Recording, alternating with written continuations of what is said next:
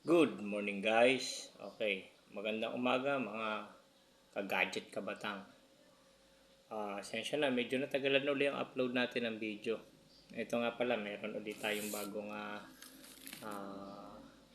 na-discover o siguro meron nang gumagawa din ito. Pero sa ngayon, ito pakita ko kung anong meron dito sa ating Koi Power Station. Nag-charge siya ngayon habang ginagamit natin. Kasi ngayon ay alas 10:30 ng tanghali.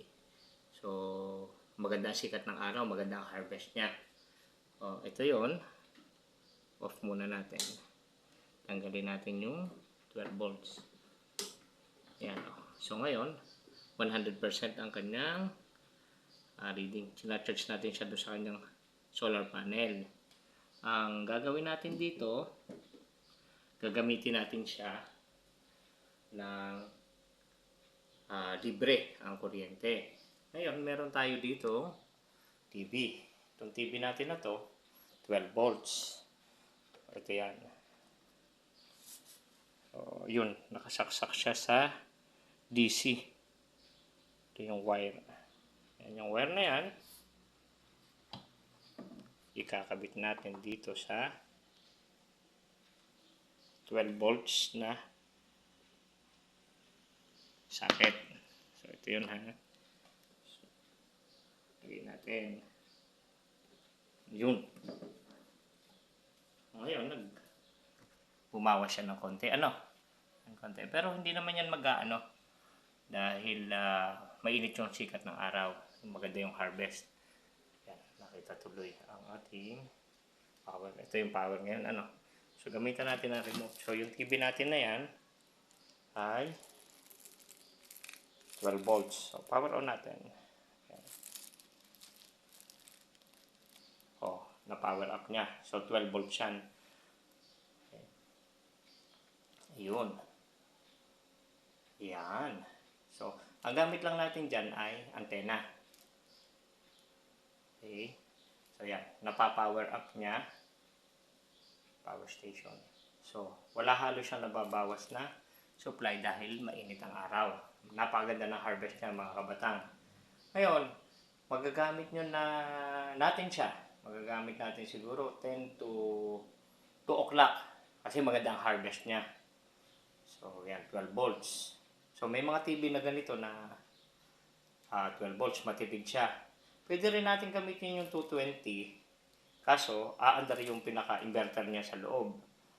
Mas malaki ng konti ang kanyang makukonsume na power. So, mas maganda kung gagamitin natin yung 12 volts dito sa ating power station na to. So, libre nating magagamit yung kuryente. Tawag ng iba dito, passing through. Ginagamit natin siya, o kahit ako sa experience ko, siguro for about mga 2 months na ganun. Okay naman. Ayan lipat natin ang channel. Yan yung local antenna. Kung meron kayong TV na siguro digital, mas maganda dahil marami kayong mapapanood na channel tapos libre pa yung kuryente. So, pagkalagpas siguro ng mga 2 o'clock o 3 o'clock, ayan, medyo kakain na siya ng battery. So, kung gusto nyo pa rin manood, pwede naman. Walang problema yon. Tatagal yan ng mga hanggang 5 oras na nanonood kayo. Tuloy-tuloy yun. So, ang lang natin dito, yung makatipid tayo sa kuryente. Guys, yan. Pwede. Sulit. Subok na natin. Kasi ilang months na natin ginagawa. Okay naman siya. Yan diba?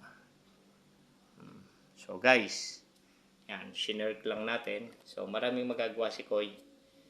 Tingnan natin kung ano pang pwedeng project ang pwede natin gamitin dito. Sa ngayon yun lang muna ang update natin.